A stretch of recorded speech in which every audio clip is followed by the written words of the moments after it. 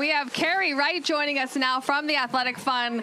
Kerry, thank you for coming on. Obviously, there's no bigger stage than this game, Lakeshore and St. Joe under the lights. How does this Maize and Blue Fund help these athletes in this case? Yeah, great question, Casey. We have an amazing St. Joe Public Schools Foundation that does tremendous things for our district. Unfortunately, their bylaws don't allow for them to support athletics. And so a few leaders in the district saw that as an opportunity to start the Maize and Blue Athletic Fund. And it's simply aimed at providing resources that our general fund can't help support.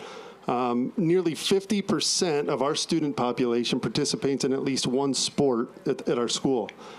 So when you talk about student impact, the Maize and Blue Fund saw an amazing opportunity to step in and help fund things that general programs can't help fund. Yeah, and that's just for one sport athletes. A lot of these kids are being, their track, their football, they're playing different sports as well. Yeah, Kevin Guzzo would probably tell you that of the 50%, a strong percentage of them are what are called the Iron Bear Award winners, and those are kids that are participating in multiple sports throughout the year. And speaking of Kevin Guzzo, one of the best around, if not the best. He's been around for a long time. I think he's a St. Joe grad, I believe. So he gets it, coupled with the community. Both Lakeshore and St. Joe do a good job with their community sport and their schools. How does this fund tap into the energy and support year-round sports or year-round athletics here? Yeah, good question. We started the Maize and Blue Fund this year. One of the big announcements that we made to start the school year, all students get into all home events at no charge. And so if you were here for our first home game on Friday night to start the football season, the atmosphere, just like tonight's going to be, was absolutely electric. The stands were as packed as I've ever seen them. And we're seeing student sections at events that we've never seen before. For example, women's volleyball student section cheering. And so it's amazing to see our students supporting each other and breaking down those barriers. The Maize and Blue Fund's made that easy to do.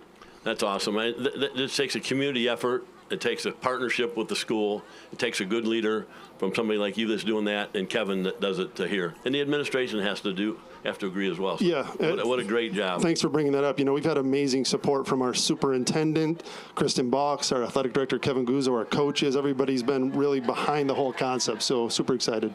Kerry, they're going to ask you the fun questions. I'm going to ask you the real question. You bleed green and white, so I need to talk to you a little bit about you and your brother Matt were superstar athletes at Berrien Springs in baseball, in football, every single thing you did. Now talk to me about being in these St. Joe colors. Well, full circle moment. I have 3 girls. I've got a sophomore, an 8th grader, a 6th grader, so getting to watch them participate in sports and compete, it's been fun. And as you probably know, Matthew's got 4 of his own, and watch them grow and compete. So, yeah, it was Brett and I go way back to 1998 when we both graduated high school. And I would be remiss if I didn't say it's good to see you, White Lightning. He looks good still, right? He looks great. I think he can still play. All right, guys. Cool. Kerry, thank you so much for being here and sharing more about the Athletic Fund. We've got a lot more Friday Football Tailgate when we come back. If you're just arriving, make sure you stop by these great tents, these great vendors. Check it all out. The cheerleaders are here. Ken, Brett, and I are here. And when we come back, we're going to be having some fun and doing our Silver Beach Pizza Cornhole Challenge. Don't go anywhere.